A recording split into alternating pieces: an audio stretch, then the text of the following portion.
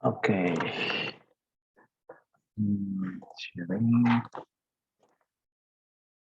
Ya, minggu kemarin, hari Senin kemarin kita sudah sampai di ini ya, apa namanya?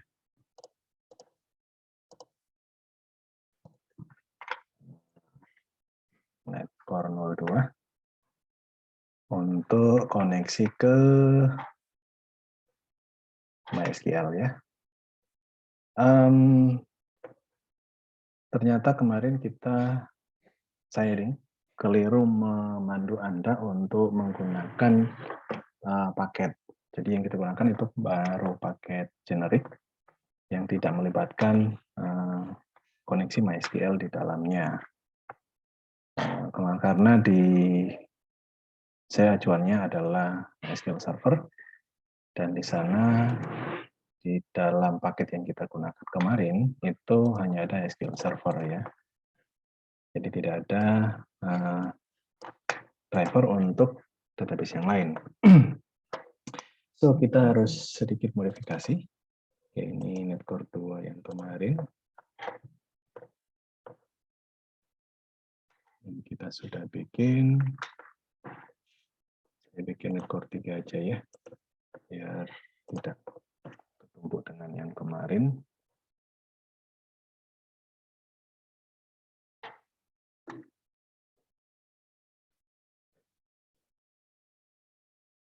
Oke.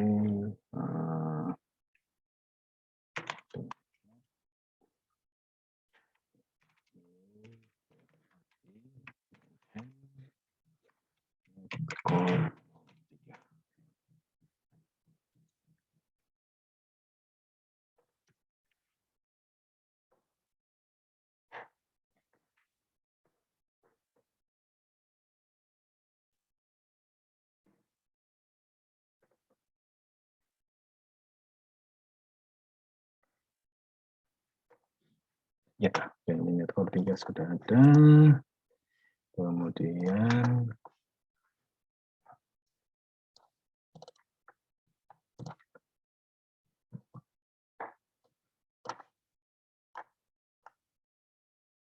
kemarin kita bikin folder model ya, model untuk simpan semua models, untuk nyimpan semua model kita yang weather forecast CS yang di luar ini kita masukin ke dalam. Kemudian kita tambah file employees model ya, employees.cs.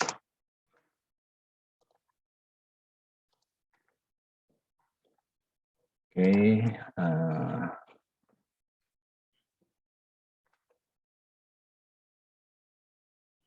saya copy aja dari yang 2 kemarin, 2.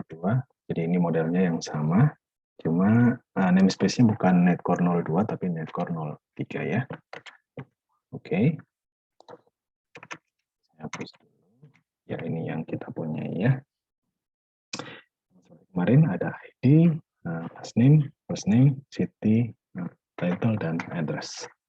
Kemudian kita bikin, kita tambahkan paketnya dulu ya. Ya, daftar paket yang akan kita gunakan itu semua akan terdaftar pada file .js JS project ini ya.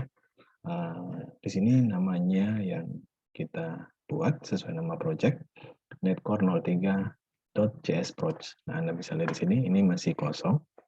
Kalau teman-teman klik di sini di yang Netcore 02 yang kemarin kita buat itu sudah ada beberapa paket yang diinkludkan di sana ya. Contohnya misalnya Microsoft Entity Framework Core dan lain sebagainya ya. Nah, kita akan tambahkan paket yang sesuai untuk MySQL. Nah, teman-teman bisa cek di sini. Cari di Nugget, di Nugget. Bentar, saya matikan dulu barnya.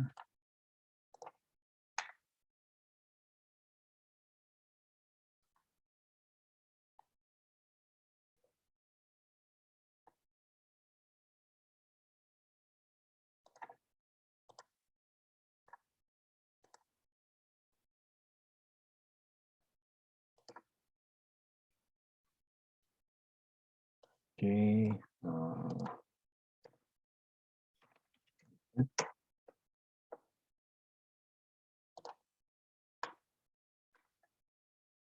Ya, nama paket yang akan kita tambahkan adalah mysql.entity framework. Nah, ini yang banyak. Nah, kenapa kita milih ini? Karena setelah saya baca di website-nya MySQL resmi,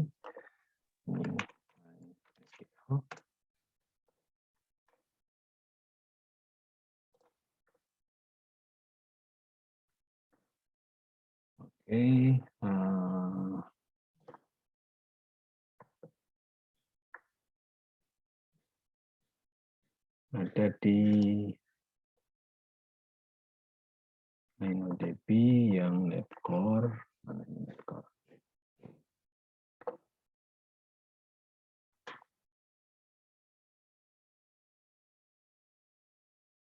Si connector.net, ini dia. Oke, installation Windows.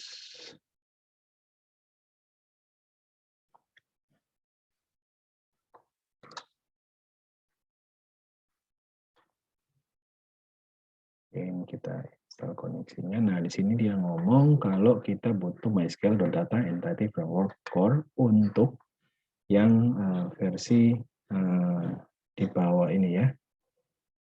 Using standalone. Kita cari itu dulu.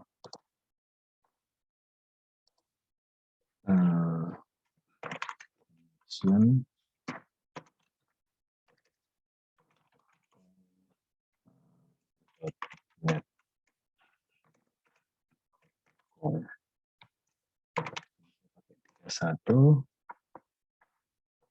kalau Anda pakai yang netcore 5 dan seterusnya, nanti disesuaikan ya.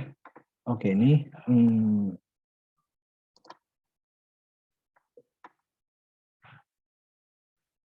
ya di sini ada disebutkan kalau versi 8 untuk 2 ke atas ya. Oke, kalau 6 itu dan seterusnya.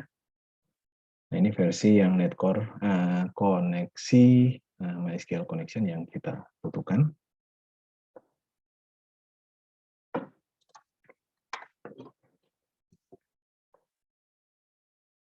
Ya, nah berdasarkan website ini, MySQL akan terkoneksi dengan baik di netcore itu kalau menggunakan paket yang ini ya, MySQL Entity Framework Core. Jadi kita tidak menggunakan Microsoft Entity Framework Core ya, tapi kita pakai ini ya.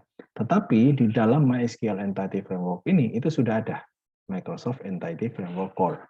Sebenarnya sudah ada di dalamnya. Jadi ini kita nggak perlu gunakan karena ketika ini kita install maka secara otomatis ini akan masuk ya. Kemudian nanti juga akan ikut framework core relation dan mysql.data ya. Nanti dia akan masuk sekalian. Kalau teman-teman ada yang menggunakan IDE Visual Studio bukan VS Code, nanti ketika teman-teman tambahkan paket ini, daftarnya itu apa yang akan keinstall itu akan muncul ya. Kita akan gunakan versi 31 nanti, 3122 karena sesuai dengan ininya saya ya di netcore cd netcore 3 .NET mini version ya, punya saya 311. Nanti teman-teman punyanya itu versi berapa disesuaikan ya. 311 nanti daftarnya ada di sini teman-teman, di version bisa dilihat ini banyak sekali. Nah, saya menggunakan yang 3122. Kalau teman-teman pakai yang .NET-nya di sini ketika di versinya dilihat versi 5 ya nanti cari yang 5 di sini ya. Oke, nah kita akan menggunakan yang 3122. Sebelumnya, silakan yang di sininya ada. Kalau teman-teman masih punya tulisan item group, ya di sini kan ada kayak gini ya nanti item group.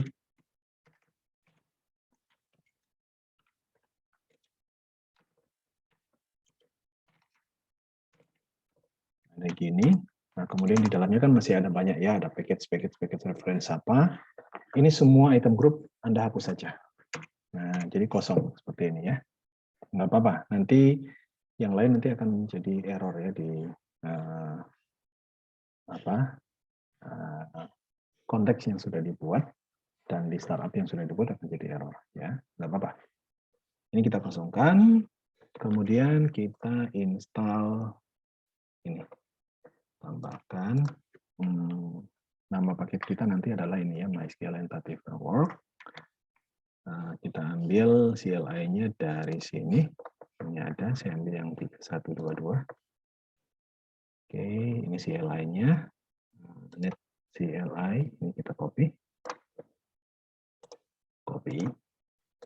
Paste ke sini. Ya. Oke, saya install. Paketnya kita tambahkan. Oke, ada error atau tidak? Info tidak ada error ya. Ya, oke. Ini, nah sekarang ketambahan paket ini ya. Nah, MySQL Entity Framework Core. Oke.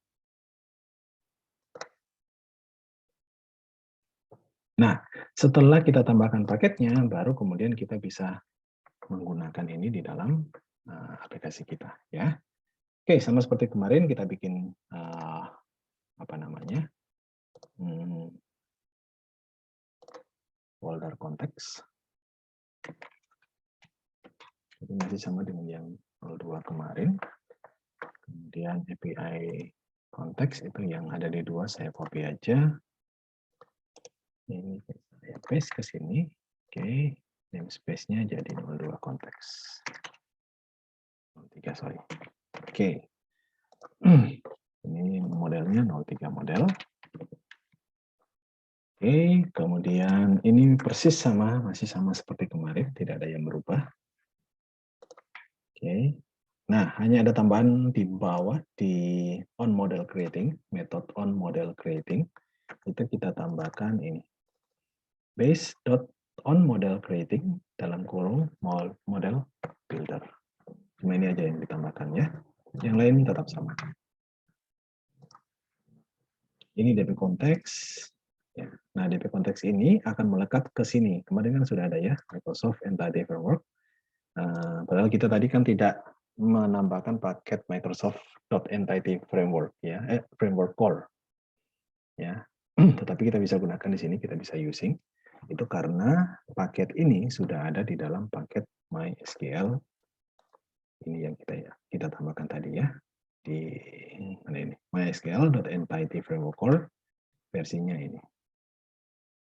Kalau tanpa version yang Anda ketikkan, maka dia akan mengambil versi terakhir yang paling baru. Ya. Nah, kalau pakai versi terakhir yang paling baru, nggak masalah selama tidak bentrok dengan netcore yang kita gunakan, nggak apa-apa. Ya.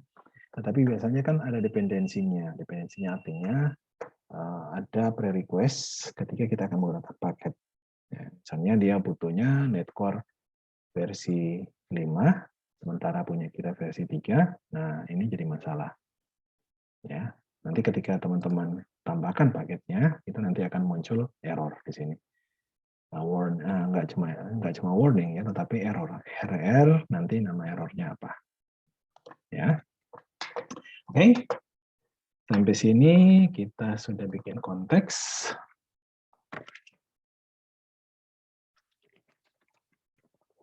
Kemudian jangan lupa connection string kita tambahkan juga di app setting sama seperti kemarin.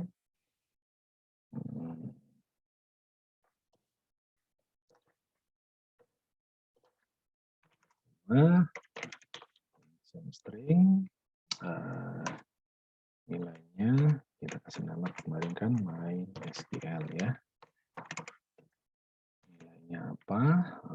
Server diisi dengan localhost, kemudian database, titik koma ya. Kita isi dengan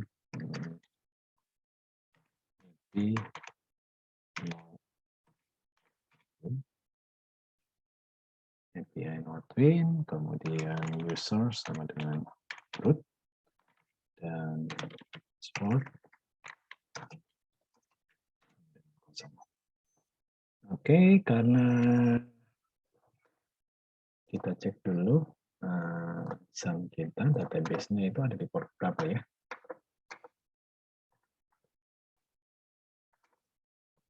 Oke, ini MySQL-nya saya start dulu.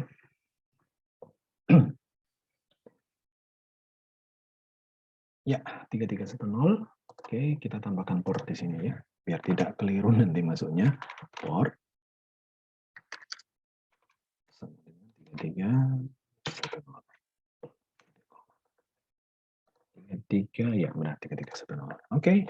Connection string sudah. Kemudian connection string kita adopsi di startup. Ya, kita cek di sini. Oke, startup configuration oke, kita tambahkan di service, configuration service. Di sini kita tambahkan SQL. Sama dengan kemarin ya. Configuration.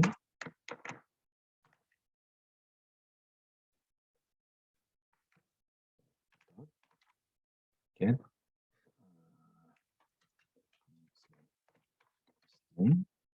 Namanya adalah SQL. Oke.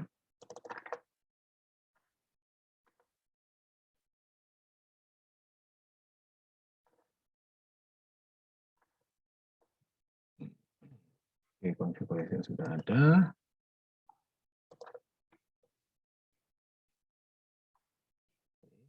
Nah, kemudian kemarin kan kita nambahkan ada di sini seperti ini ya, service.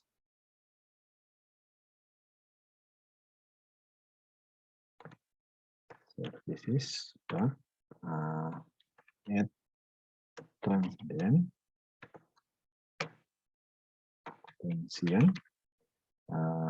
kemudian ada nilainya kan di sini ya. Nah, kita tidak menggunakan transient, tapi kita langsung menggunakan services add db konteks. Yang masih ada kemarin, kita gunakan yang ini. Oke, konteks kita itu namanya API Nodewin konteks ini ya.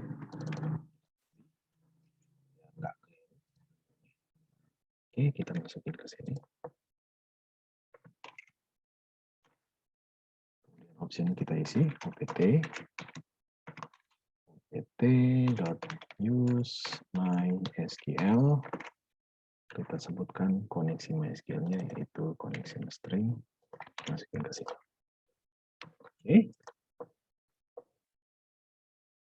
Ya. Oke, kita cek dulu. Ada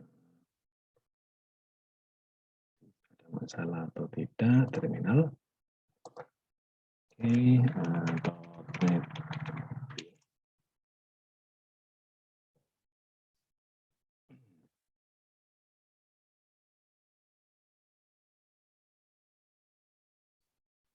Oke,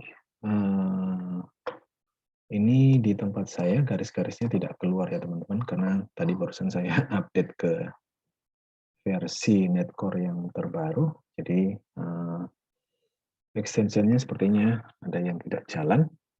Jadi garis-garis merah nggak ketahuan errornya di sini. Nanti ketika kita build baru tahu errornya ada di mana. Nah, sini ketemu 3 error. Yang pertama, configuration does not contain get connection string. Nah, ini connection stringnya typo, salah tulis. Jadi bukan N-nya di sini ya. NNE. Ya. Oke. Oke, kita build lagi, cek errornya.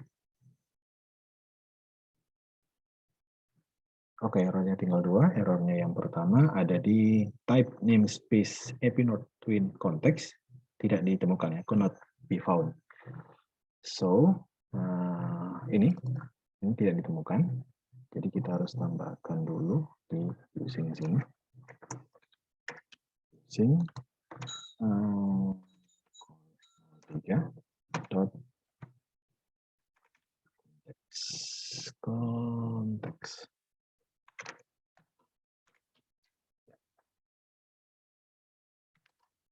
Oke, kita build lagi, cek lagi. Errornya masih berapa? Tinggal satu. Errornya ada di mana? E-service collection does not contain definition at DB context. Connex, bukan connect ya, tapi konteks, typo lagi. At DB context. Oke, sekarang kita cek lagi.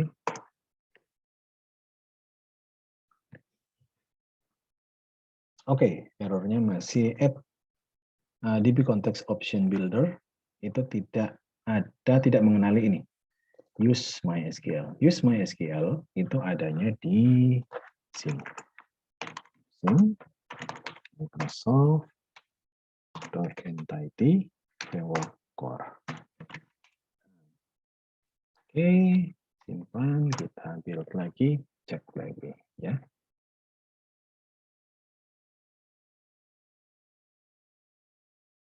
Oke, error free. Berarti semua beres di sini. Kemudian sekarang kelasnya sudah ada. Kelas employees. Sekarang yang akan kita buat itu controller, employees controller yang bisa aja. Oke, saya tambahkan folder controllers, control rs.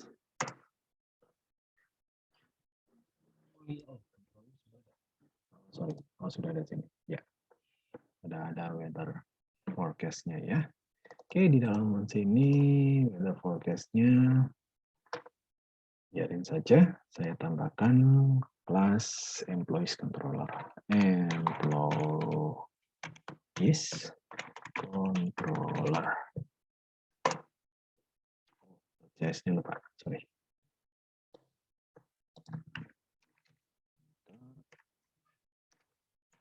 Yes. Oke, nah ini sudah ada. Sekarang kita bikin controllernya.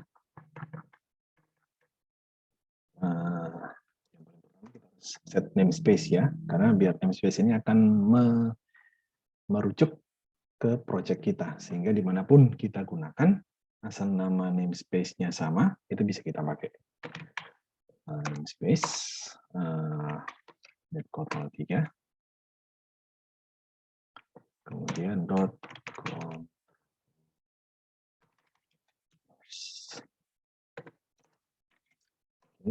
Karena ini ada di dalam folder controllers ya. Oke, kemudian kita bikin kelas employees controller, sama seperti nama filenya ya. Ini di inherit dari kelas controller.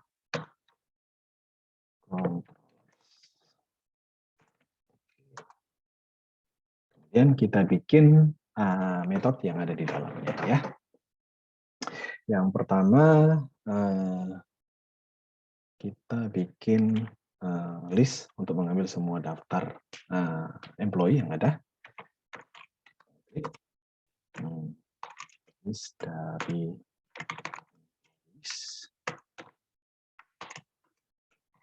kasih nama list. Oke. Nah, kita akan mengambil data data ini itu akan mengacu ke konteks. Kenapa ke konteks? Karena konteks kita itu sudah terhubung ke database yang kita set. Teman-teman lihat di konteks ini. Nah, konteks ini kan sudah terhubung ke database apa namanya? MySQL. Tahunya dari mana? Ketika kita definisikan seperti ini, ya, ketika konteks kita sudah buat, maka konteks ini akan mengacu ke database yang akan kita definisikan, ya, yaitu MySQL API NodeTwin. Ya.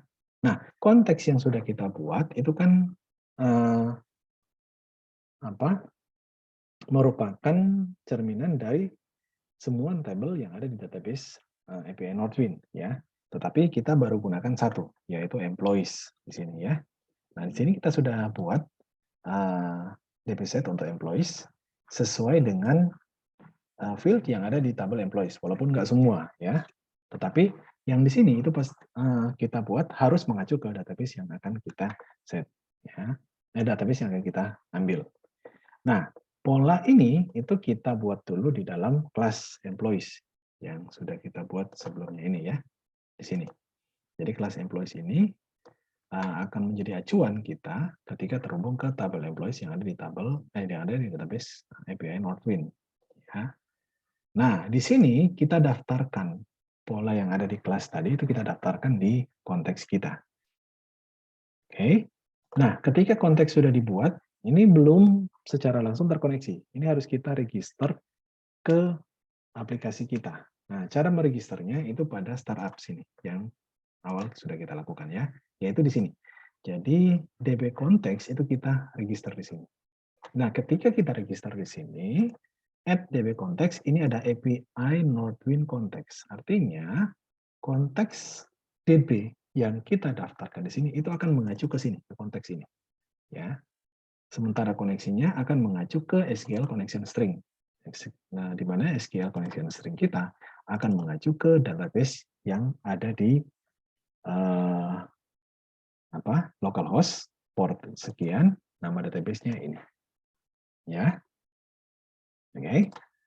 Nah, karena konteks itu mengacu ke database, sementara konteks ini yang nanti akan kita baca, nah kita harus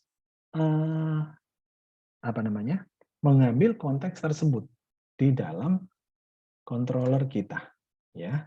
Nah, agar konteks itu bisa dibaca, otomatis kan kita harus using dulu, ya. Using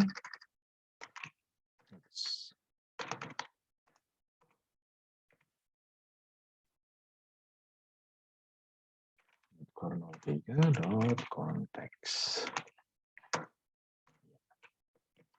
Kemudian employees ini kan kelas atau template yang nanti dia akan diacu ketika datanya dikirim dari database ke kita dan akan disimpan di objek yang bertipe employees. Objek bertipe employees ini itu mengacu ke kelas employees. Kelas employees itu ada di dalam sini.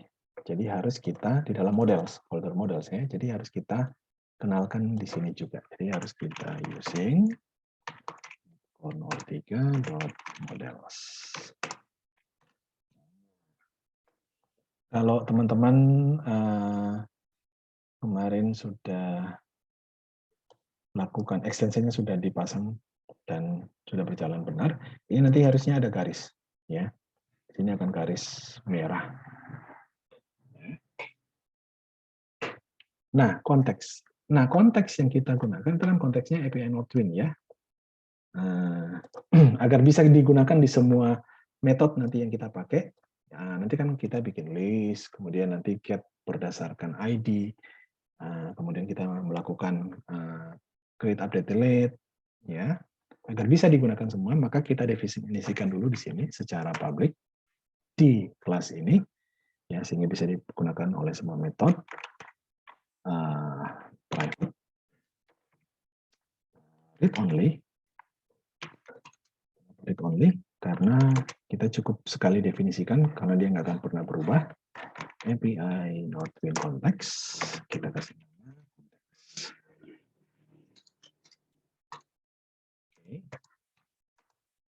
Kemudian kita aktifkan atau kita inisialisasi Ya, inisialisasi ini kan deklarasinya. Kita inisialisasi pada konstruktornya dari kelas employees controller ya.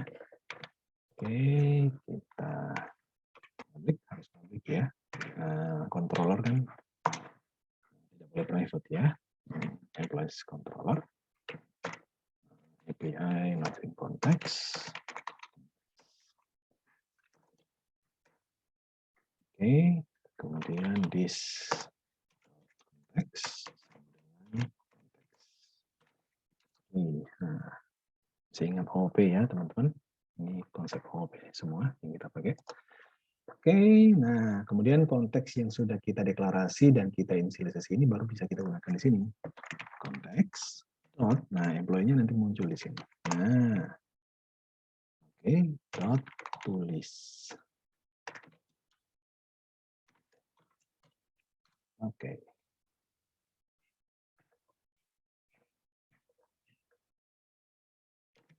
Oke, kemudian agar ini bisa digunakan, bisa diproses sebagai controller, kita jangan lupa mendefinisikannya sebagai API controller.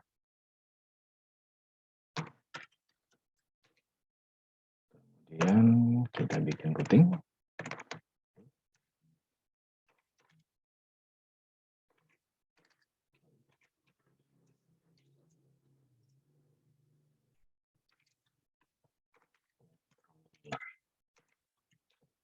Oke, kemudian di sini sebagai kita akses dengan menggunakan metode HTTP.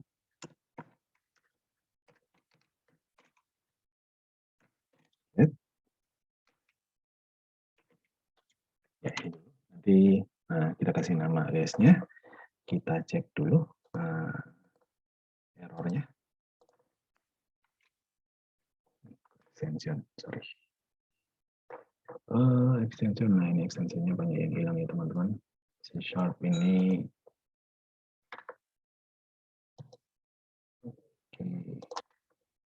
C#-nya ini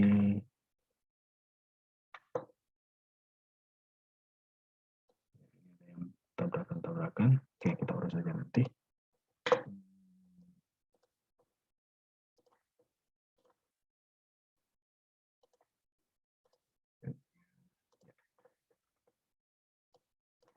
View terminal. Oke.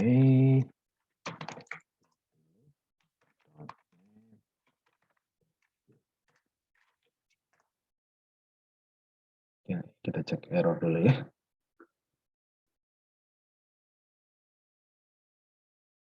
Ya, wow, errornya banyak. Ada 8. Fail. Yang pertama controller. Ini salah tulis. Employee. Controller.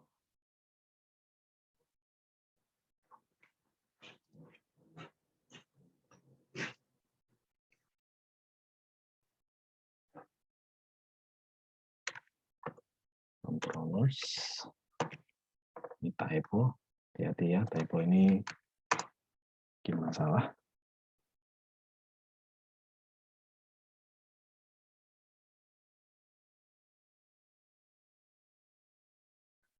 Oke.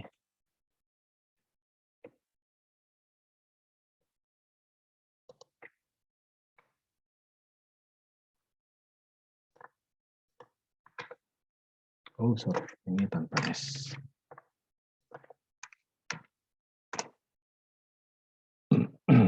Karena kalau pakai S, itu kan nama foldernya ya. Iya. Oke, masih open error. Controller could not be found. Missing. Oke, usingnya kita kurang. Kita keluarkan dulu using yang lain. Using default.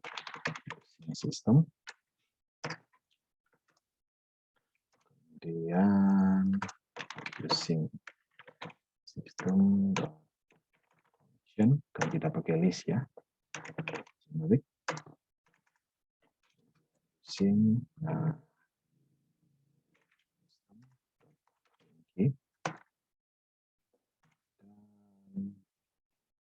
Ya.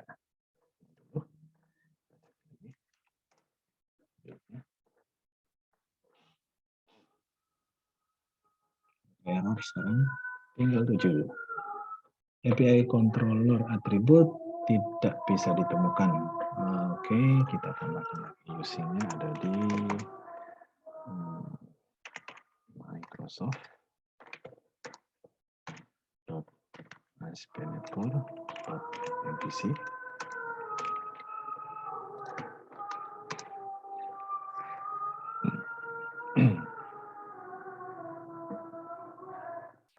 Berapa error? Oke, error free. Ya, sekarang saatnya kita coba.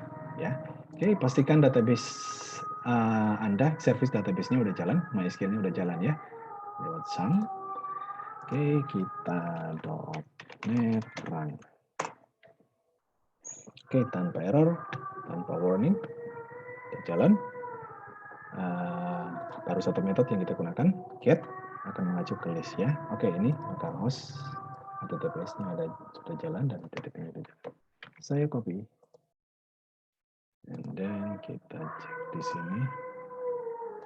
Kita baca, ini sudah, paste ke sini. Ikut aturannya, memanggilnya harus kita sebutkan nama controllernya karena routingnya menyebutkan nama controller ya. Nama controllernya adalah employees.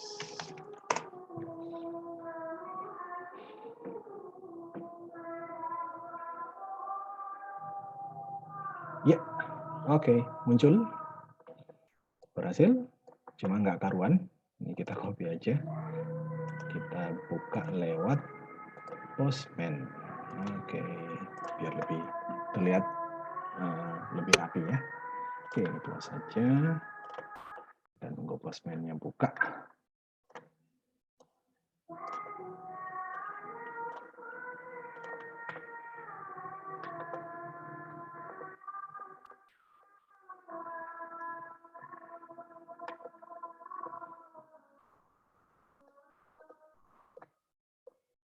Oke, bikin folder lagi, baru create folder, add folder, mid 07. Oke, bikin request baru. Request tadi saya paste ke sini. Kalau pakai HTTP berarti localhost portnya 5000. Ya. Metodenya get dan kita execute. Ya, ini lebih enak lihatnya. Semuanya muncul ya.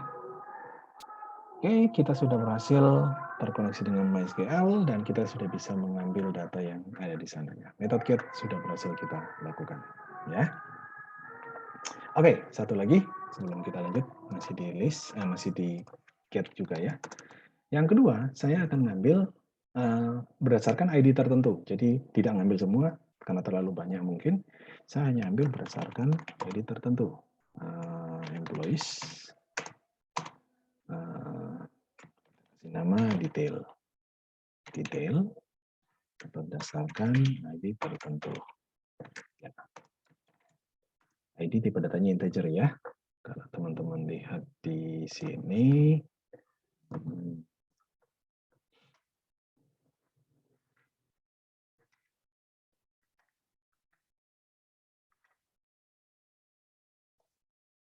Oke, MySQL, API Node-RED, table, employees, design. Oke, ini ID-nya tipenya integer ya. Oke, ini tipenya integer.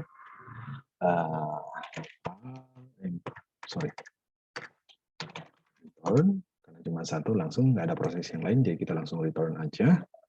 Context.employees.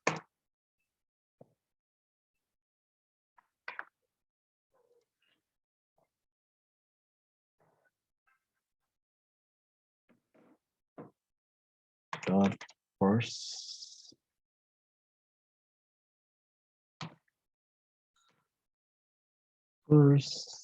or default.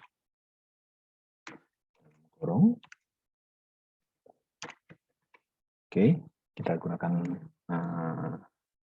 notasi linki T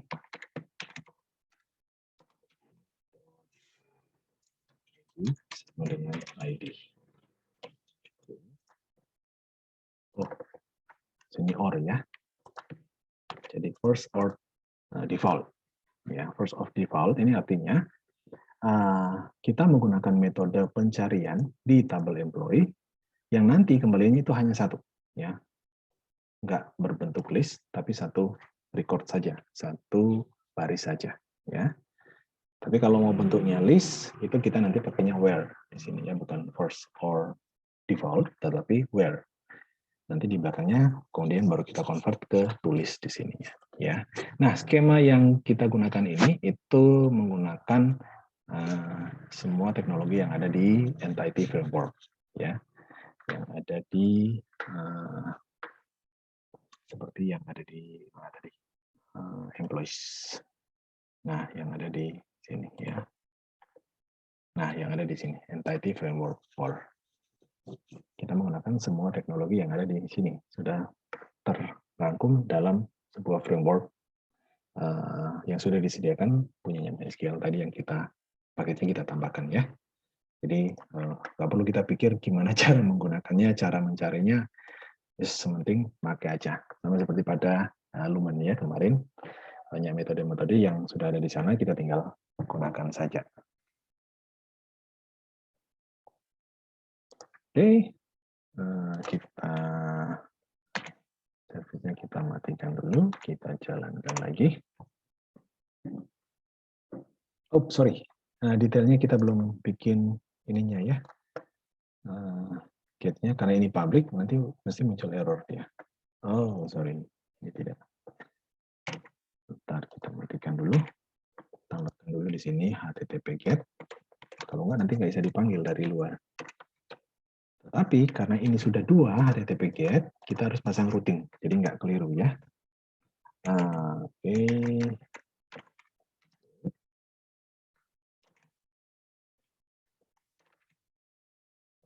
Kita kasih nama list.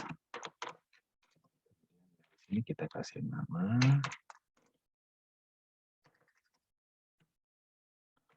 detail slash ID.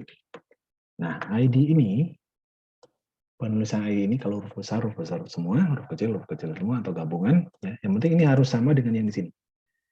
Ya. Jadi yang baris 29, ID yang ada di, cara menulis ID yang ada di baris 29, harus sama dengan cara menulis ID di baris 30. Ya, kalau beda, nanti nggak masuk. Nggak akan muncul di sini ya. Misalnya di sini ID huruf kecil, sementara di sini D-nya huruf besar, ini nggak akan kebaca. Jadi harus sama, pastikan sama ya teman-teman. Oke, sudah kita dan lagi.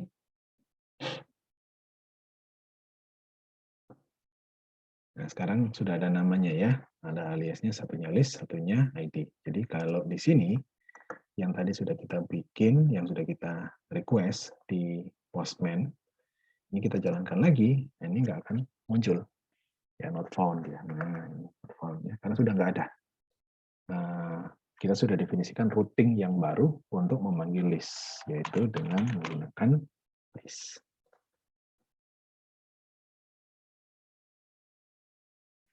Ya, oke, berhasil. Sekarang untuk yang kedua, kita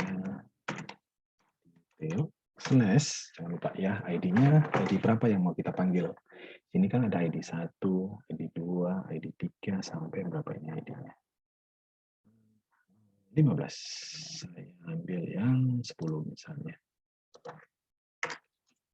Oke, jalankan. Ya, muncul ID yang 10. Ya, oke. Ya, balik ke coding. Sampai sini. Kalau ada pertanyaan, teman-teman, monggo silakan.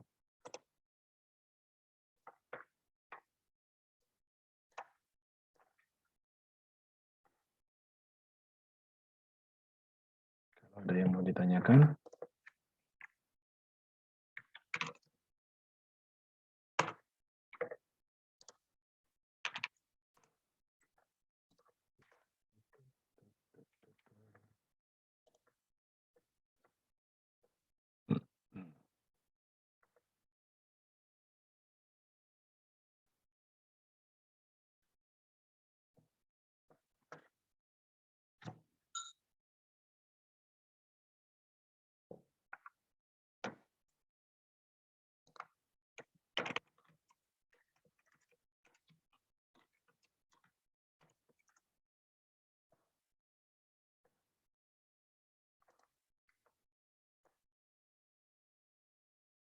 Aman? Teman-teman, bagaimana?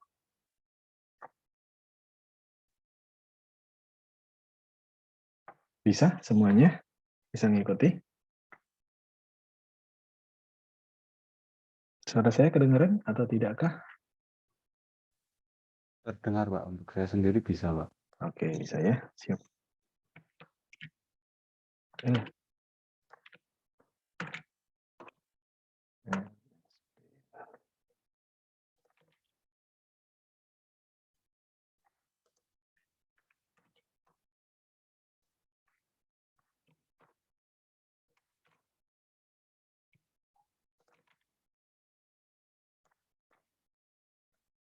Oke, kita lanjut. Sekarang yang berikutnya kita akan bikin untuk grid ya.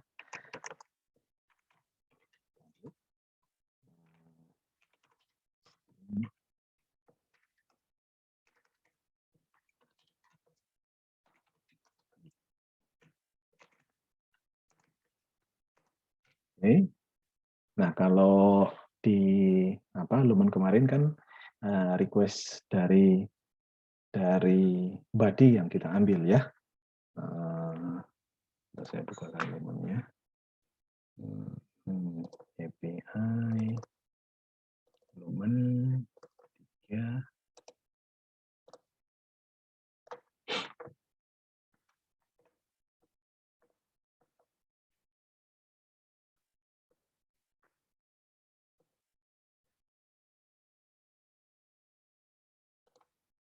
Oke, waktu store. Nah, ini ada request ya. Requestnya yang diambil, yang masuk ke sini ya. Nah, sama juga dengan di netcore ini. Jadi parameternya yang ada di body yang kita request itu yang kita ambil di sini. Nah, bedanya parameter yang menyimpan request dari klien yang dikirim ke server itu disimpan di dalam closure from body. Ya.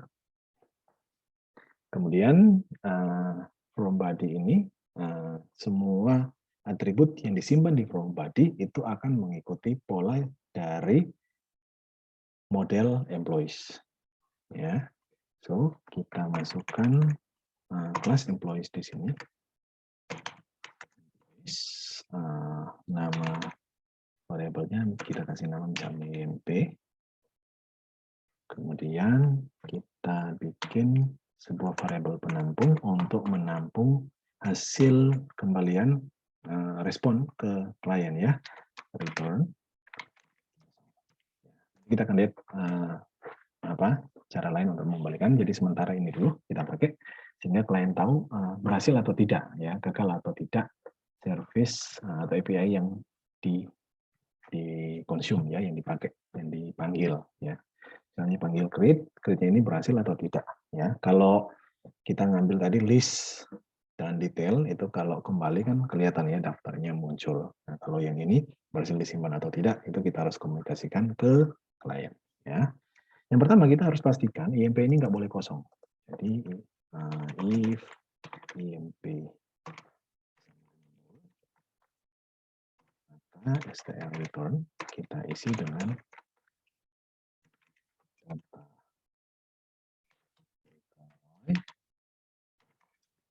kosong.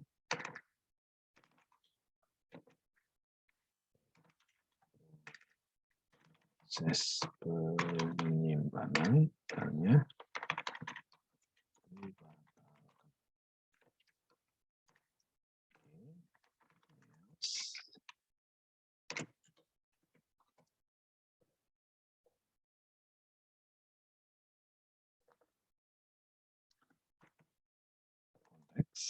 kita simpan dot employees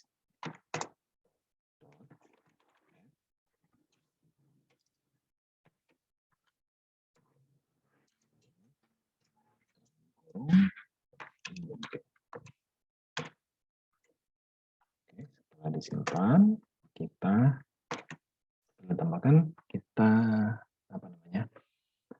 commit ya, memastikan bahwa ini benar-benar tersimpan. Konteks dot save Kemudian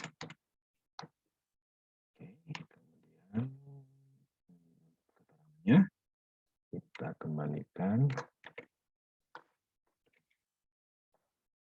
data pegawai.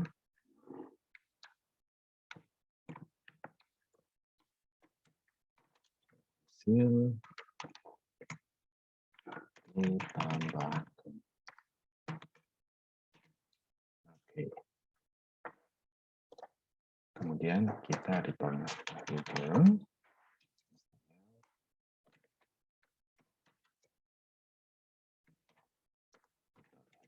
Oke. Nah, karena ini create, kita harus menambahkan sesuatu ke dalam database, maka metode yang kita gunakan di sini bukan get, tetapi kita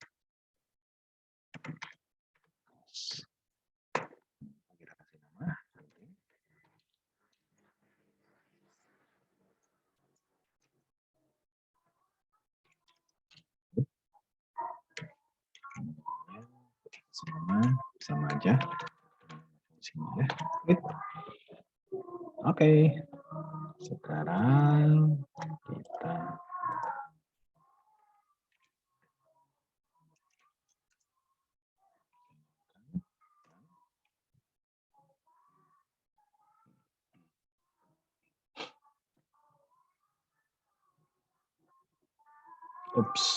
ada error. Tidak mengenal employees. First argument di mana ini? Oh, employees ini harusnya E-nya itu huruf besar. Ya. Bukan huruf kecil.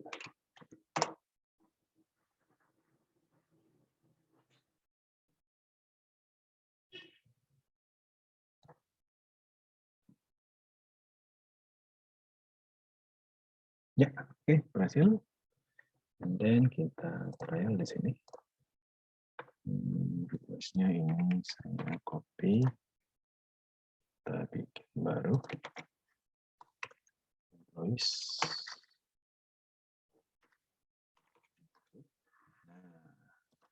Kita sediakan datanya di body. Klik body, row. Kemudian pilih jenisnya bukan teks tapi JSON. Oke.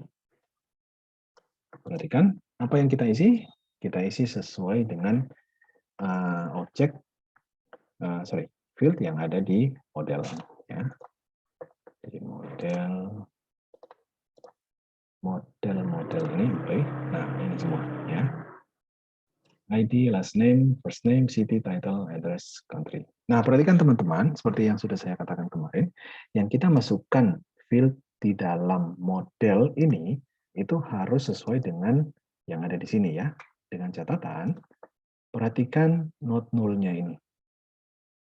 Kalau itu not null-nya dicentang, artinya nggak boleh kosong, maka itu wajib harus ada dalam model ya.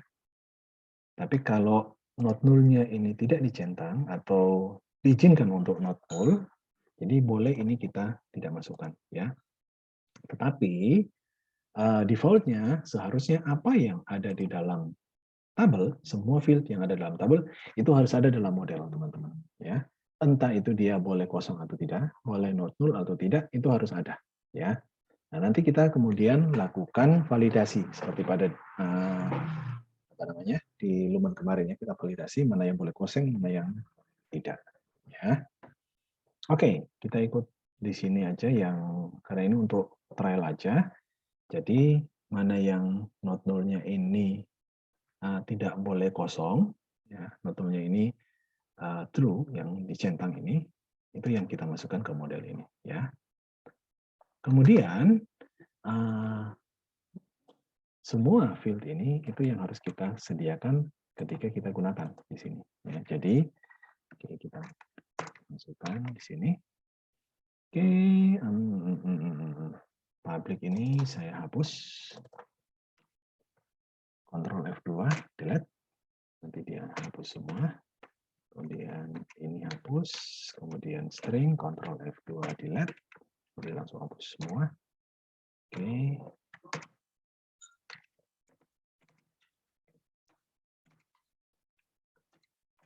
F2, delete. Oke.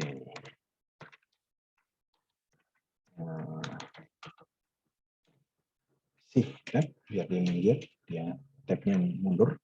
Kalau tab aja kan maju, kalau shift tab mundur. Kasih kutip.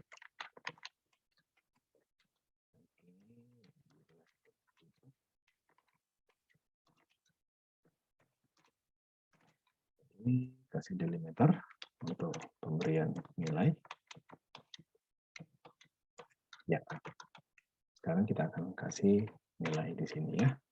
Nah, perhatikan teman-teman, ini harus sinkron ya antara backend dengan database designer ya. Di database designer ini ngomong di sini ID. ID ini auto increment. Kita lihat ya, auto increment. Jadi otomatis ditambahkan. Ya, kalau kita lihat datanya tentang from employees.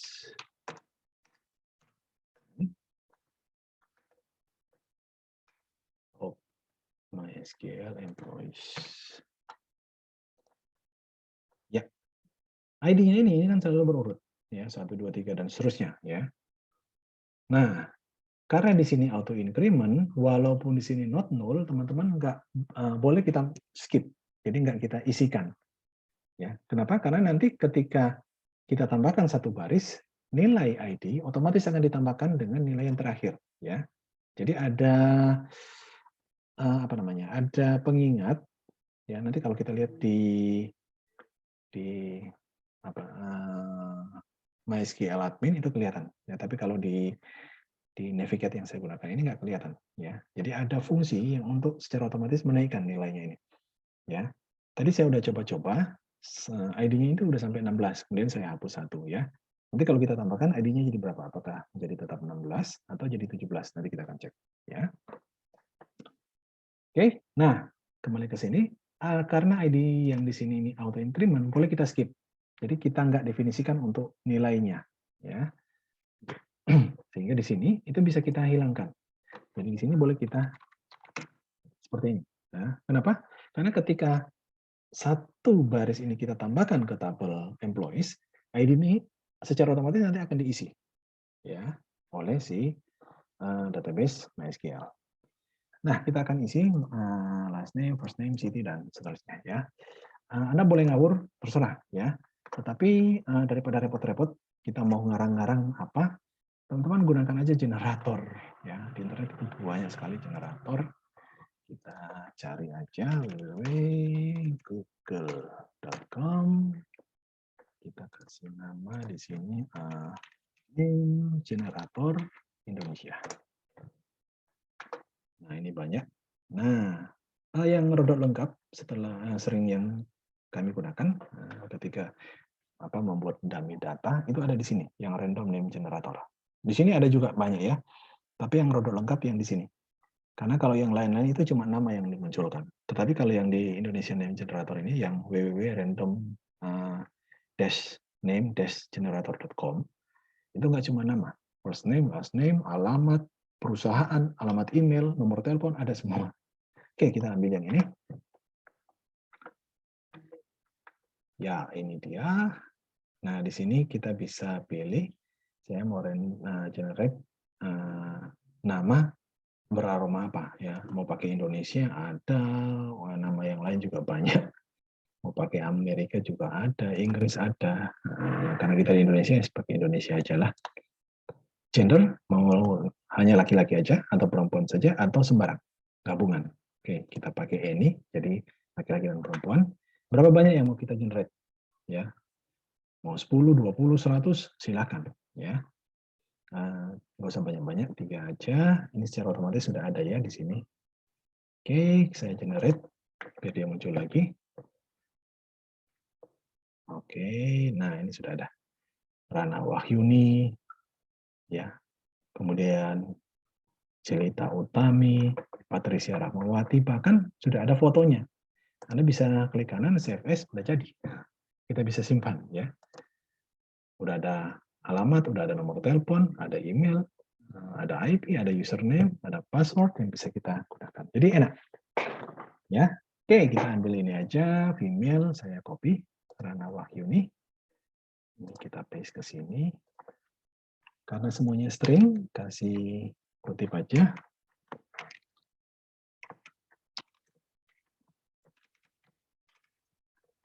Oke, di belakangnya kasih koma untuk separator antar field. Oke, last name. Ini namanya Rana Wahyuni. Jadi Wahyuni adalah last name-nya. Ratna itu adalah first name-nya. City. Nah, city itu kita bisa ambil dari address-nya di sini. Address-nya ini Gang Pakis Utama, Kediri. Kediri kok di Papua ya. Apa ini kan cuma fake aja ya. Oops. Error gitu. Jadi saya panjang ambilnya. Nanti diedit. Oke, city-nya di Kediri. Country-nya Indonesia. Title-nya misalnya sales. Oke, selesai. Ini metodenya bukan get ya teman-teman, tetapi post. Kenapa post? Karena di sini tadi kita pakainya post untuk menambah ya. Oke. Ya ini post ya, pakainya create. Oke, sekarang kita coba di sini. Post, manggilnya employees slash create, and then kita execute.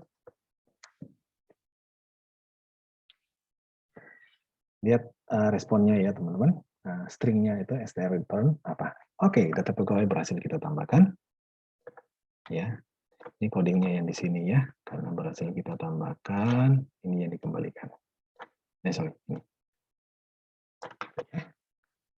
Oke, kita cek di MySQL-nya. Benar nggak datanya itu ditambahkan dan lihat ID-nya berapa. Oke, nah ID-nya ternyata jadi 17, bukan 16. Kenapa? Karena tadi sebelumnya sudah coba menambah satu, ya, satu baris, dan mendapat ID 16, kemudian ID 16 itu saya hapus, sehingga ketambahan satu record baru, ini jadinya 17. Ya. Ini dia, Wahyuni Ratna, title-nya sales, title of courtesy-nya 0, ini 0, ini alamatnya masuk, city-nya masuk, country-nya juga masuk. Untuk field update add dan create add itu kan punyanya PHP yang kemarin ya, si Lumen. Jadi ketika kita gunakan yang selain Lumen, ini nggak akan otomatis terisi. Jadi harus kita, kalau mau diisi ya kita definisikan di kelas employees, kemudian kita tambahkan berikutnya.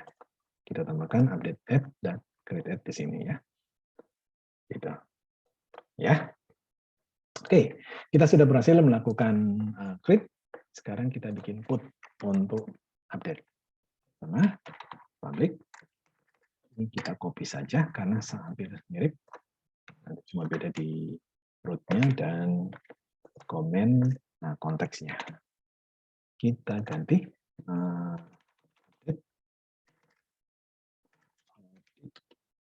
Oke, request dari kliennya tetap sama. Data pegawai kosong ini sama tetap. Kemudian employee, dan di sini yang kita gunakan itu bukan add, tetapi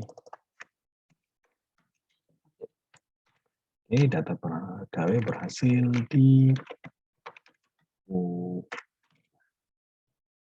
ya.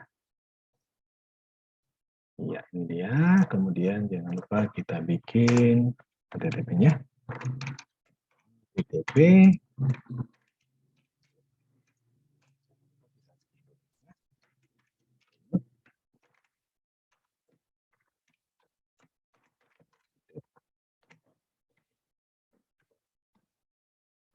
nama root dan nama fungsi ini itu bisa beda ya teman-teman, nggak masalah ya. Tapi biar nggak bingung kita bikin sama aja, jadi nggak repot untuk nyarinya. Oke, simpan. Sekalian kita bikin yang delete-nya.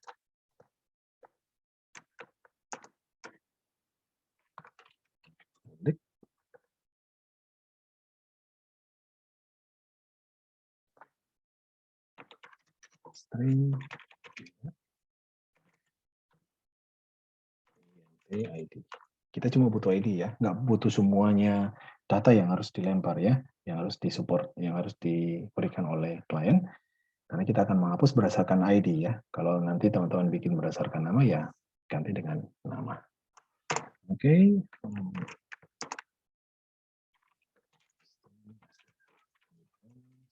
Kosong ya. ID nanti dari 0. Jadi kalau apa 1, 2, 3 baru diproses. Kalau kurang dari itu ya jangan diproses ya. Return sama dengan tidak valid, kita bikin di sini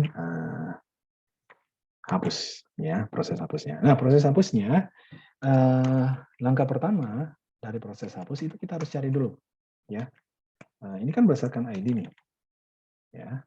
Jadi kita harus cari dulu si entity yang mau kita hapus itu apa ya. Sebenarnya konsepnya entah itu kita create, kita update maupun delete, yang kita hapus itu adalah objek employee-nya, teman-teman ya. Tapi kalau untuk menghapus kita harus ngisi lengkap ya. Ini kan mubazir sebenarnya karena data lain itu kan nggak digunakan sebenarnya. Kita hanya hapus berdasarkan ID ya.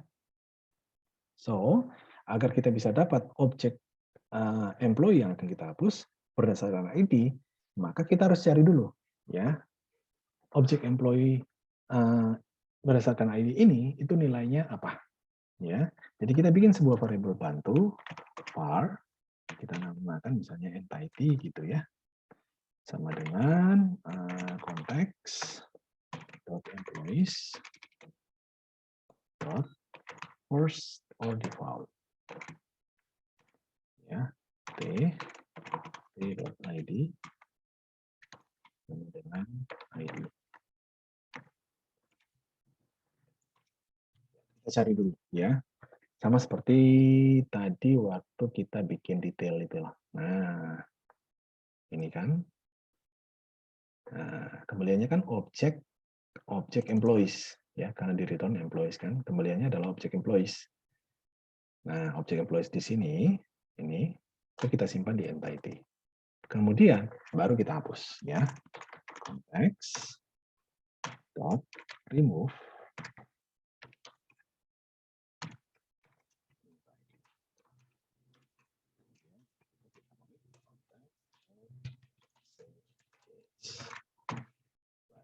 kemudian kita berikan nilai di str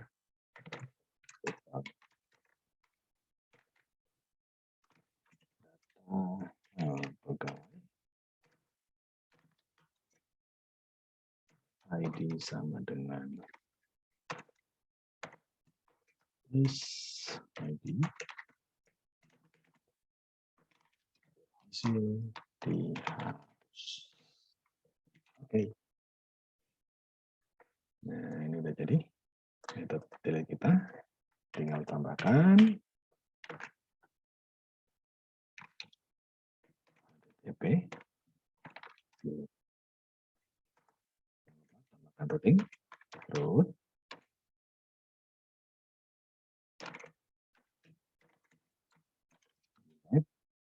next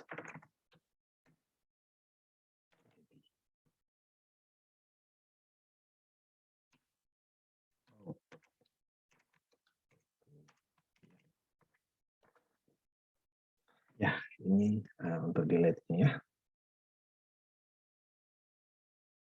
Oke, sekarang kita akan coba dua-dua. Ini update yang akan kita coba, dan juga ini delete yang akan kita coba juga. Oke, service-nya kita stop dulu, kita run lagi.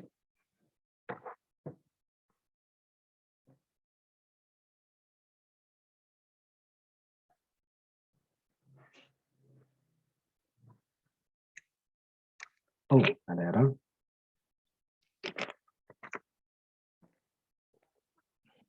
Errornya ada berapa ini? Field, fix the build error, errornya employees control delete, not all code bad.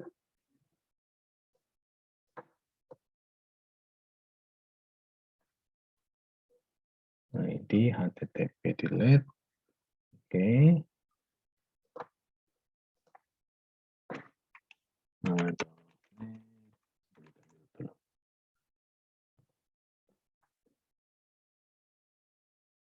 oh, return-nya ya. Sorry. Return-nya belum kita bikin. Nah, return-nya belum ada. Nah, karena ini kan string ya. Jadi butuh kembalian yang tipenya string juga. Dalam hal ini adalah str return. Oke.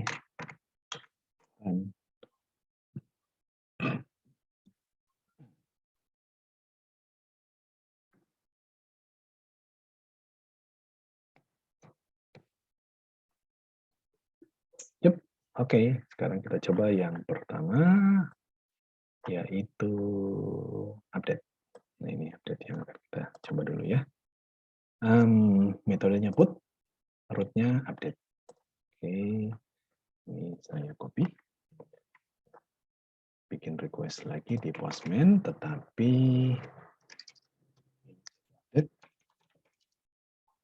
kemudian metodenya jadi put. Kemudian datanya kita ambil yang di create tadi aja. Nanti kita rubah dikit. Body, row, JSON. Oke.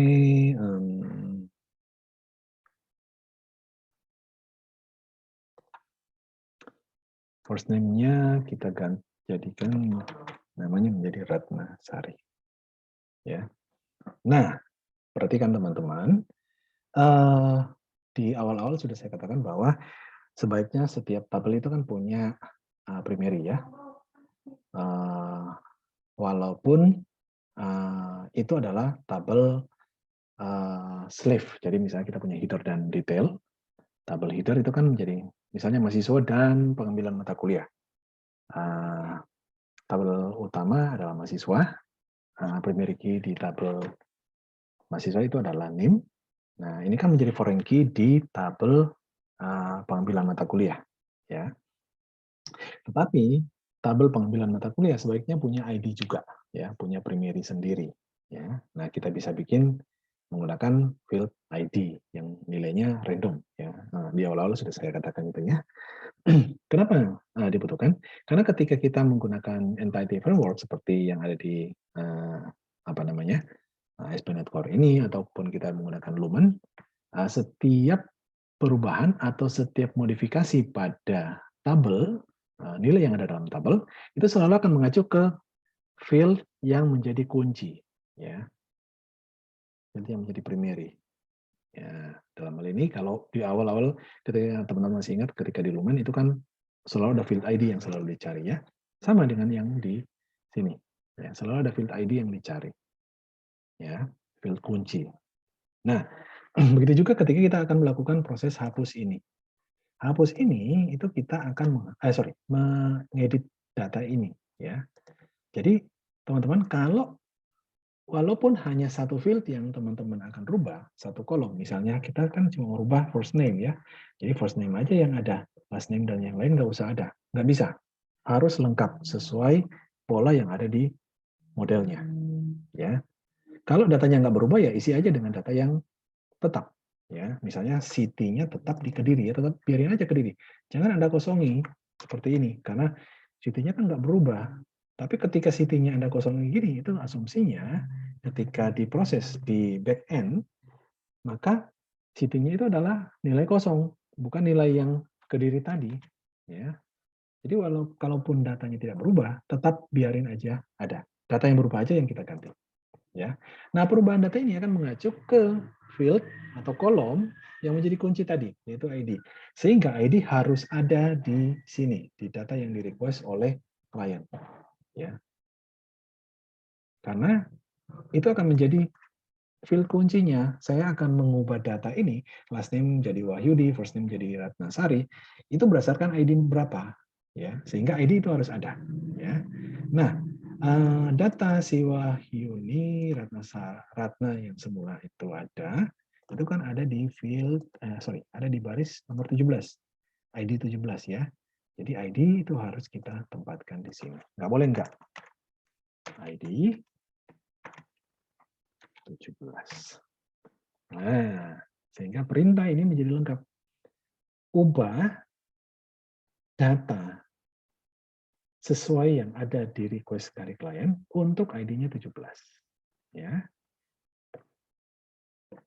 Nah, ketika yang sudah lengkap, baru kita kirim ke service. Berhasil apa tidak? Ya, data pegawai berhasil dirubah. Kita lihat ini data awal 17 Wahyuni dan Ratna. Kalau kita running lagi jadi apa?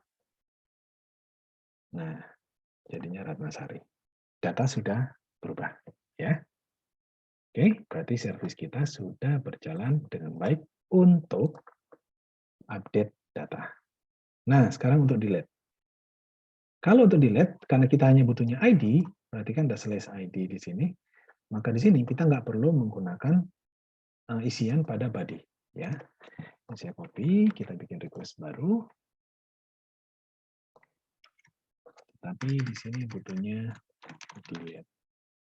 Oke, kemudian metodenya adalah delete. Kemudian routingnya, perhatikan routingnya teman-teman, /ID. Jadi delete /ID. Delete /ID berapa yang mau kita hapus? Tadi kita bikin kan 17 yang terakhir ya. 17 saya akan hapus. Kirim. Oke, data ID 17 berhasil dihapus. Kita cek di database. Ini 17 masih ada, posisi terakhir tadi. Kita jalankan lagi. Oke, dan 17 menghilang.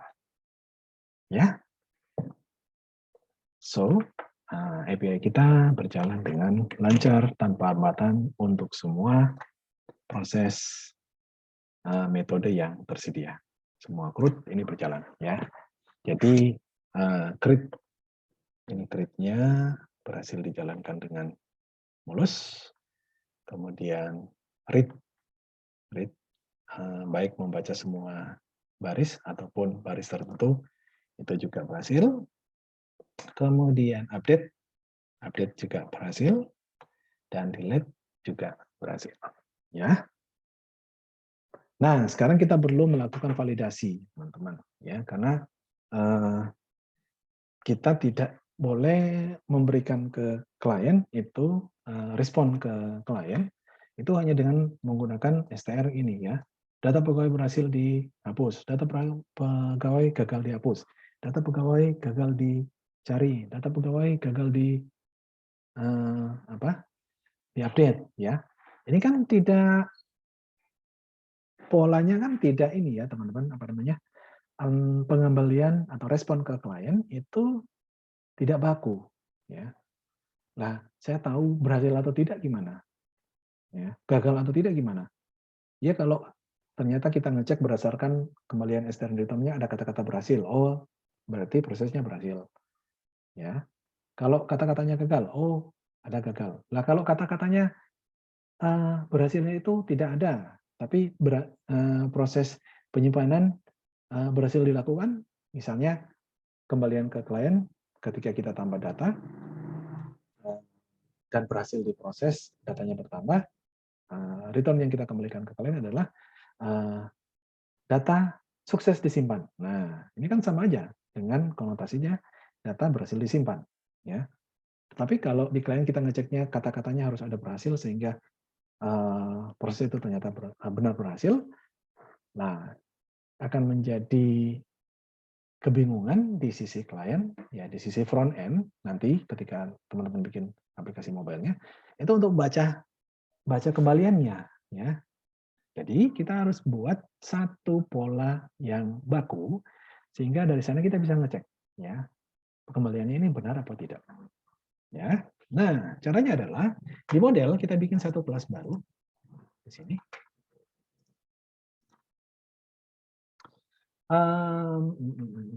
Sebentar. Namanya mana tadi lagi?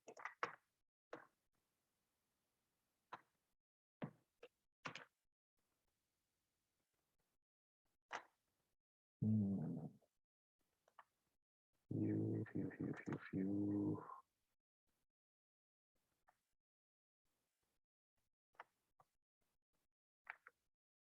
Desktop.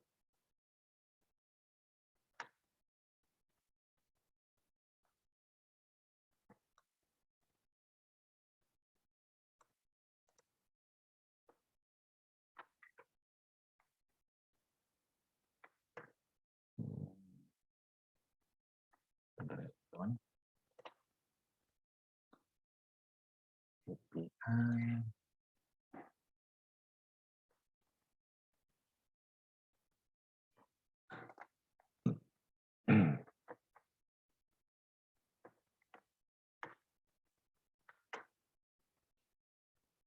Ya.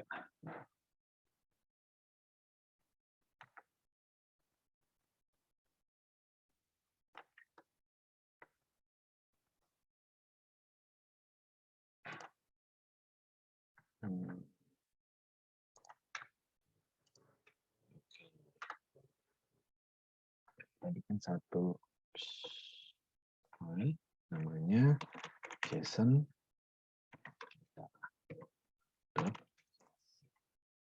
Ya, ini cuma nama kelas ya teman-teman. Anda mau kasih nama lain boleh ya. Kenapa JSON data? Karena kembalian kita itu kan formatnya JSON ya, seperti ini. Nah, ketika kita ngambil data, ini kan formatnya JSON ya, bukan format XML atau format lain ya. Jadi lebih mudah untuk dibaca. Oke, namespace tetap sama.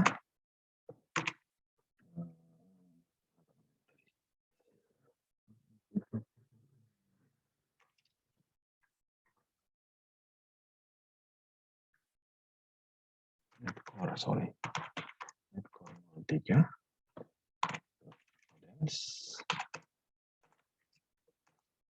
Kemudian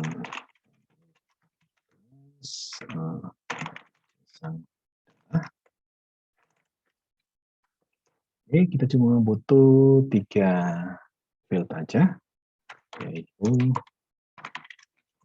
objek sehingga bisa isi apa saja. Kita ada setter. Kemudian kedua kita butuh string untuk error.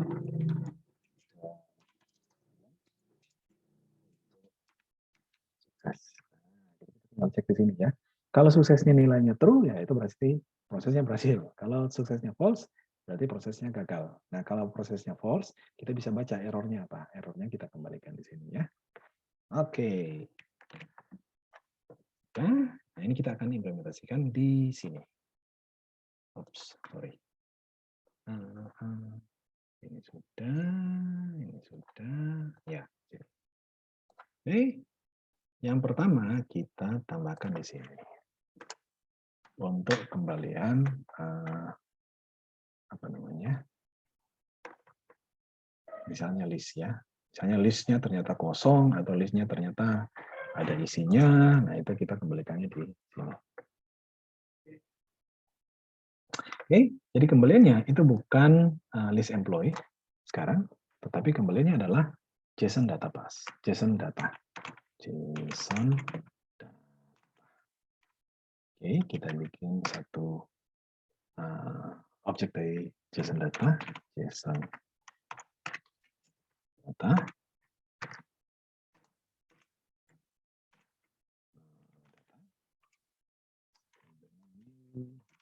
JSON data. Oke, kemudian kita isi data dot kosong dulu data dot data dot success. Oke, Kemudian, karena return-nya udah JSON data, bukan string lagi, dan bukan list dari employee, maka ini kita nggak bisa langsung return. Ya, ini kita simpan dulu dalam sebuah variabel. List dari list.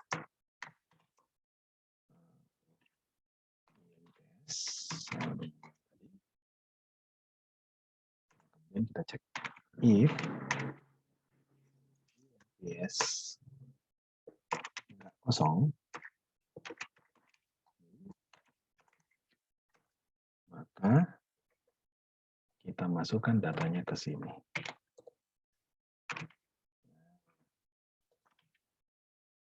Karena data tipenya objek, jadi bisa kita isi apapun di sana ya, entah string, entah objek atau nilai komposit yang lain, boleh. Saya masukin dengan IMPES, errornya kosong, suksesnya berhasil. Ya. Oke, and then kita coba cek. Ini yang pertama dulu ya, yang list terminal. Oke, sini sudah stop. Kita running lagi. Kita cek yang pertama list dulu ya teman-teman. Lihat kembaliannya. Nanti akan sedikit berbeda dengan yang tadi. Daftarnya tetap muncul, tetapi sudah ada di dalam objek data. Oke, invalid. Invalidnya di mana ini? Tulis. Return, oh returnnya belum, sorry. Returnnya data. Returnnya. Karena yang kembalikan kan JSON data tipenya ya, jadi yang objek dengan tipe JSON data itu juga yang akan kita return. Oke, lagi.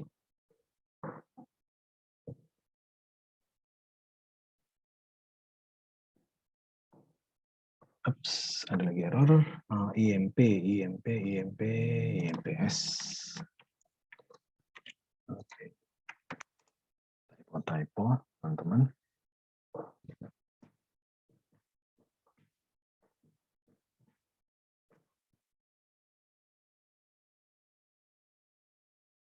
Ya, oke, berhasil. Kita cek di Postman yang list. Ini detail, ini saya copy aja. Kita request baru, biar nggak ganggu yang lama. List. Send.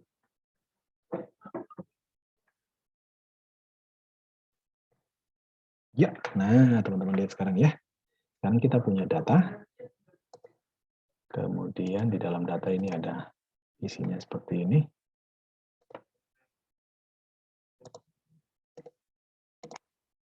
Ada 17 tadi ya.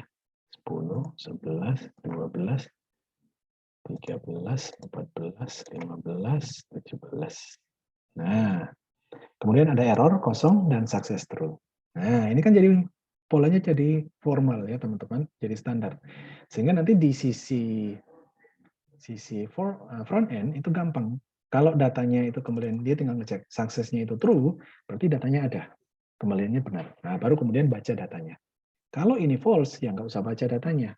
Ya, kalau kayak tadi itu kan nggak ketahuan. Ya, nanti yang muncul adalah error kalau datanya nggak ada. Ya, nah hal yang sama kita lakukan juga dengan yang di sini. Oke, untuk pengembalian di sini, ini saya rubah, bukan employees lagi, tapi JSON data. Sama, JSON data, IMP sama dengan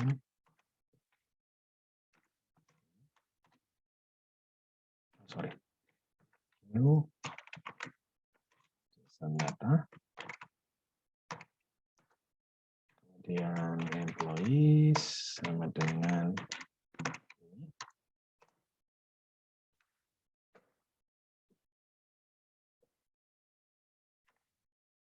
Kemudian kita cek if employees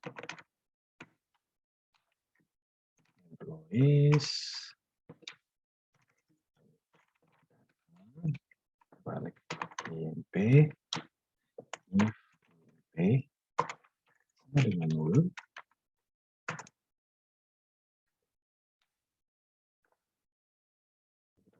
ya, tab. Ya, nggak lama nulisnya, karena ini nilai default. Kalau tidak nol, maka kembalian nilai ininya.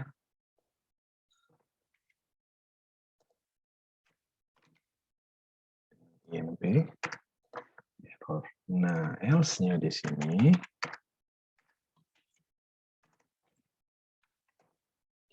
kita kasih perintahnya, data errornya ya. Yang kita isi cuma error.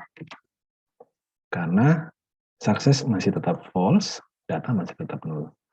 Errornya tadi itu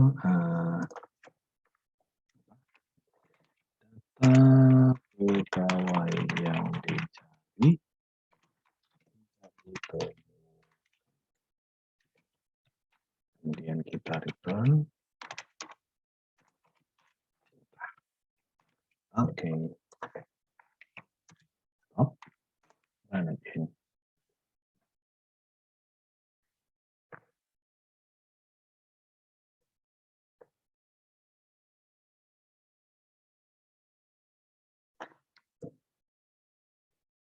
Oke. Ada return data apa ini? WMP.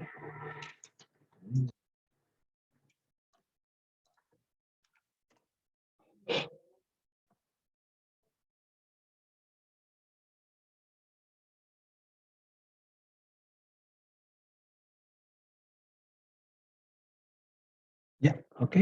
And then kita coba di sini.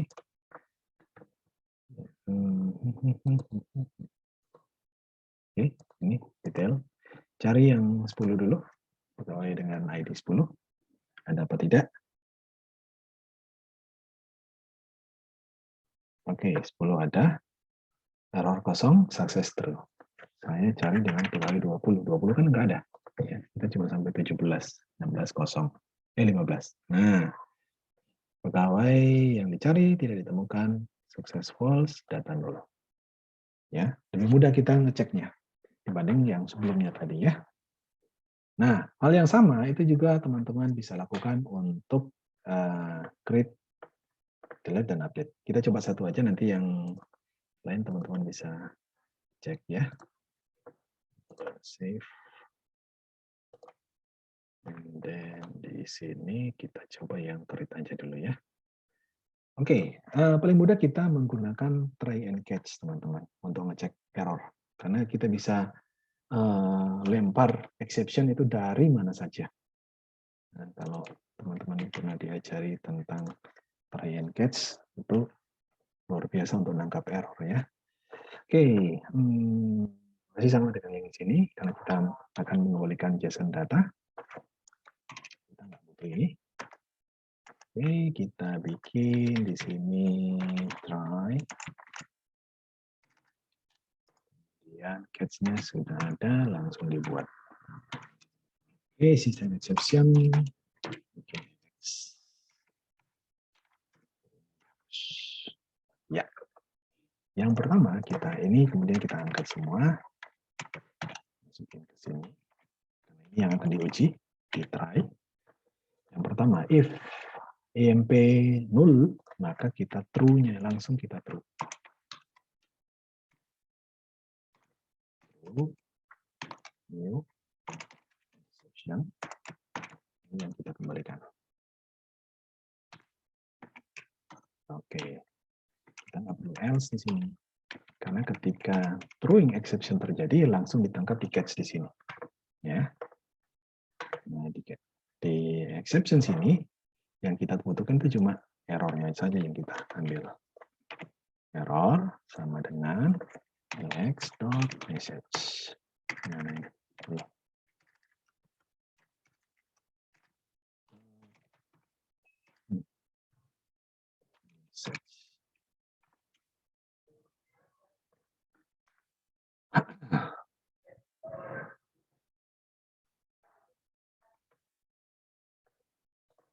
Oke, kemudian kalau true maka datanya itu Save change. Yang kita ambil, kita boleh kembalikan datanya semua.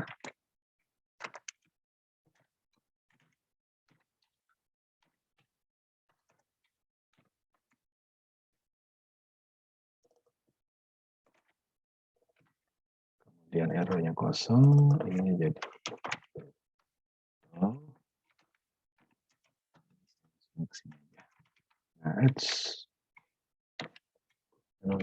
jadi selalu gitu ya.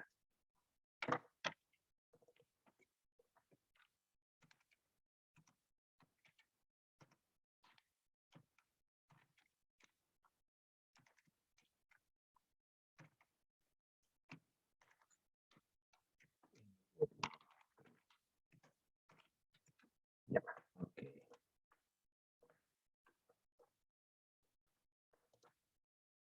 Nah, kalau misalnya add-nya di sini juga ternyata terjadi kekeliruan, maka nanti langsung ketangkap di sini errornya, ya. Terjadi masalah. Oke, kita coba dulu yang ini.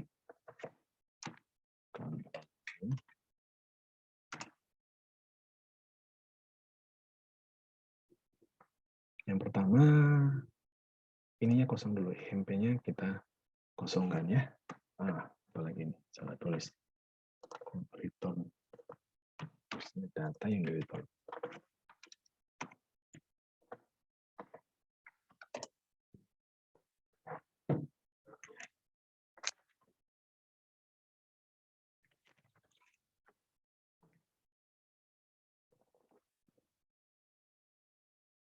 Oke, jalan. Sekarang kita coba jalankan yang post ya tadi. Treat. Ini namanya, kalau tadi sudah dihapus, kita bisa tambahkan lagi.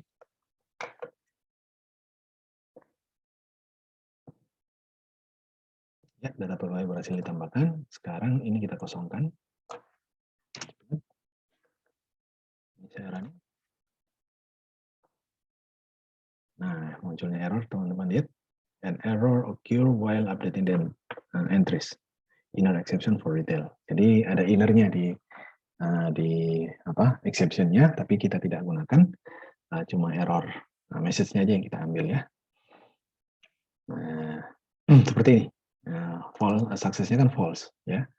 Artinya aplikasi kita, service kita itu nggak berhenti tengah-tengah karena error ya, karena errornya sudah kita tangani dengan baik dengan menggunakan try and catch ini ya. Oke.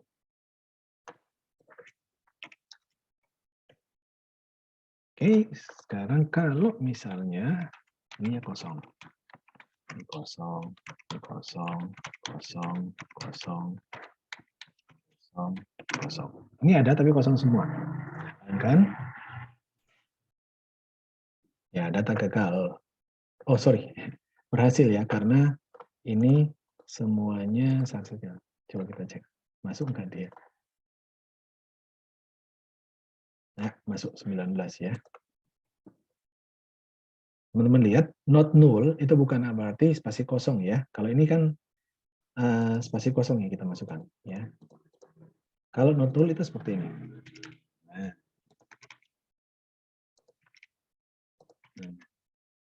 Berarti kan ini kan nggak mau ya. Kita isi dengan null. Null. Null.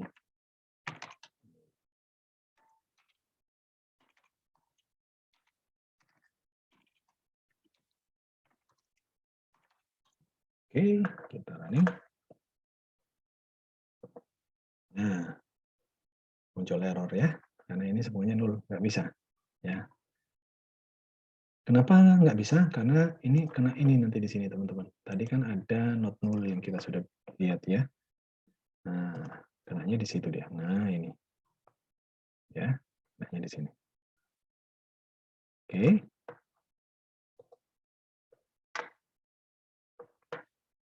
Oke, saya kembalikan dulu semua. Tadi.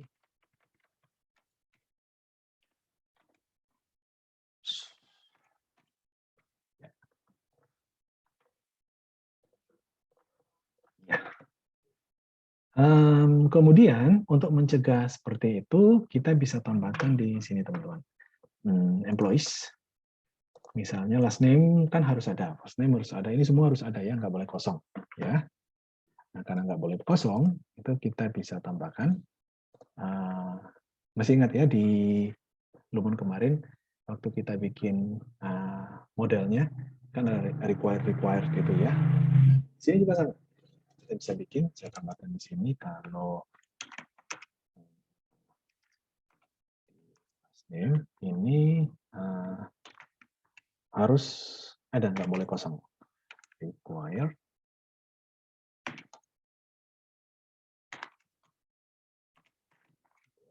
Kita bisa kasih pesan errornya. Error sama dengan tidak boleh kosong. Oke, contoh satu ini dulu. Kita cek di sini menggunakannya seperti apa.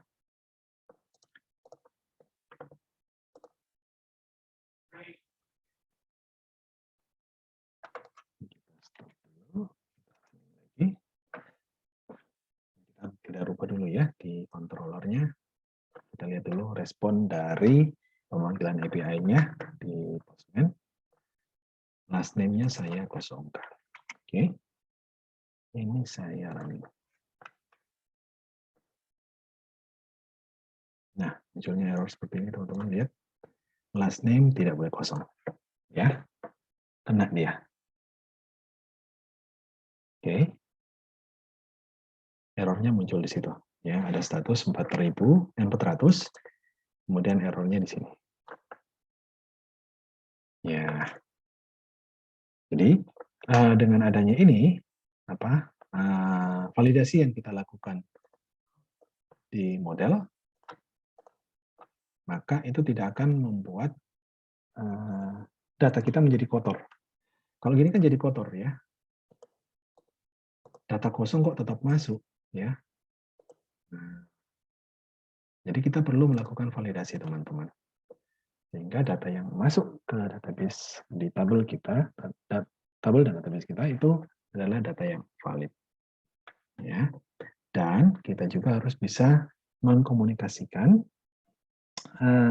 proses yang terjadi di API ke front end, ke klien kita ya, dalam format yang baku ya. Dalam hal ini kita menggunakan kelas JSON data. Ya, ada data, ada error dan ada sukses. Di banyak tempat yang lain, banyak API yang lain juga modelnya sama ya. Kemarin kita bikin yang di BRI juga modelnya sama. Cuma respon ke klien nggak hanya 3 field, nggak hanya data, error, dan sukses, masih ada 2 lagi kalau nggak salah. Kalau BNI 3 field, masih modelnya sama seperti ini ya. Oke teman-teman, sampai di sini. Kalau ada pertanyaan, silakan. Untuk materi kita hari ini. Oke, tadi kan ada inner exception yang muncul ya, kalau errornya apa itu. Oke, kita coba tangkap inner exception-nya. Di sini kita cek ya inner exception-nya. Sebentar.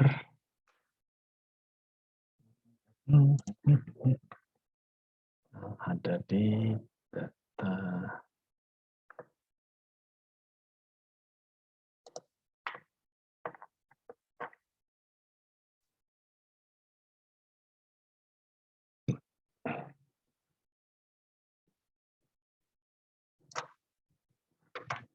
Nah, di sini kita contoh di sini aja ya. Kosong. Kemudian kita cek di sini.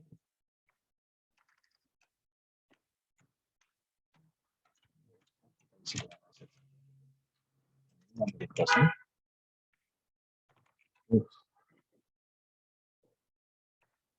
URL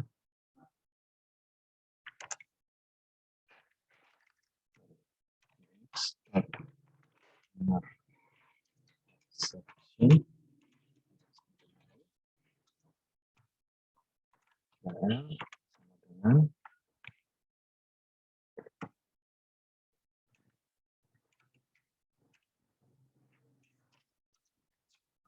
isi spasi kosong plus x dot inner exception dot message. Ya, kemudian data error kita isi dengan error. Inner exception kita ambil ya. Oke, coba kita cek errornya seperti apa yang muncul.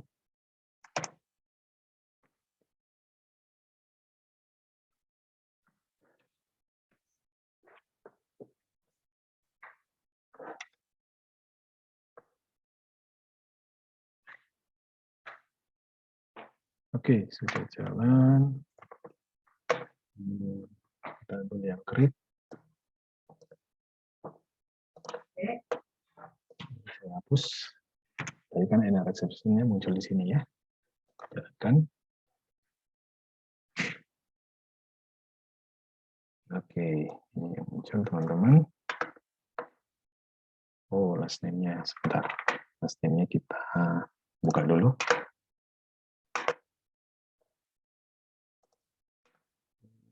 Lalu ini kita pengen lihat.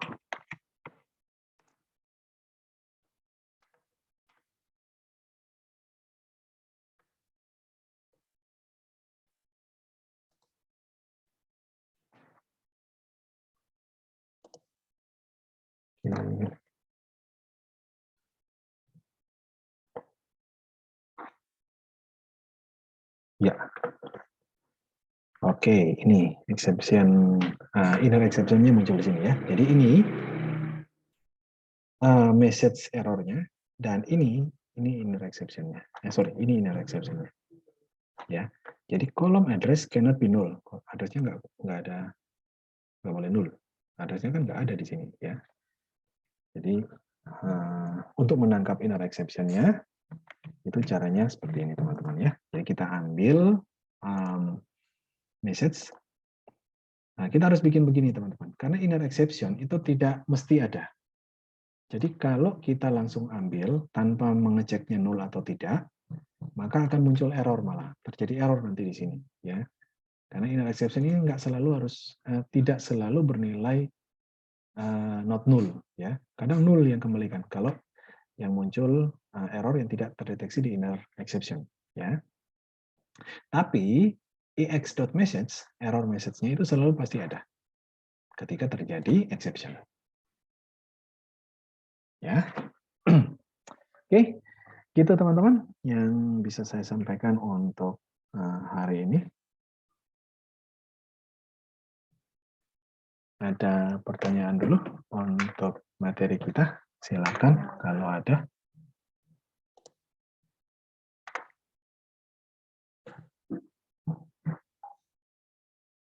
Oke, ini kita pertemuan yang sebentar saya belum buka ini ya, buka esensi.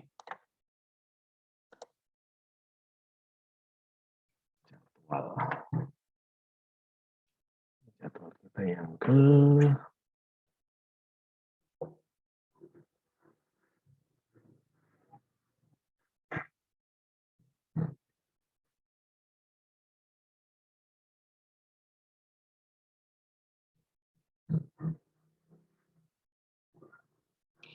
ini tanggal 29.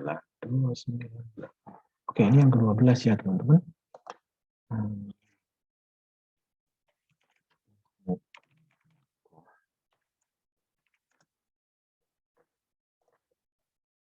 Ini 12, kita masih punya 3 kali pertemuan lagi. 8 itu terakhir, 8 Juli ya. Oke, kemudian kita ada kosong berapa kemarin?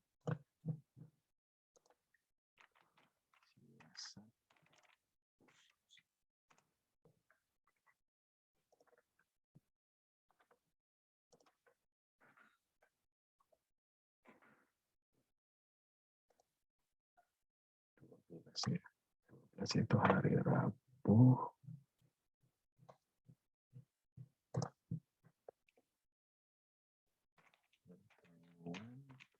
Mas XP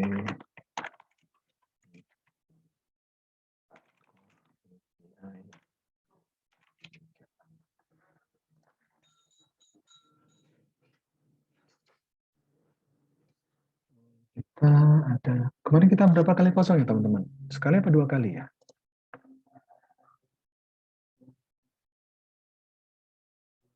Halo, ada orang kah? Sepertinya 2, Pak. 2 kali ya?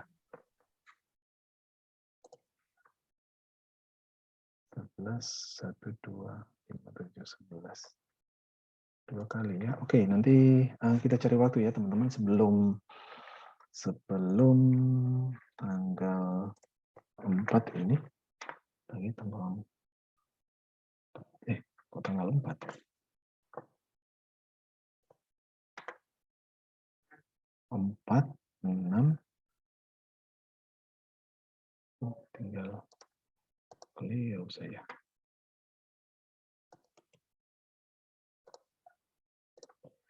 13, 14.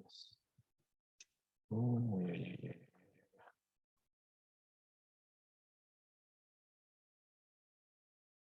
Oke, kita akan cari waktu ya teman-teman untuk make up sekali atau 2 kali itu.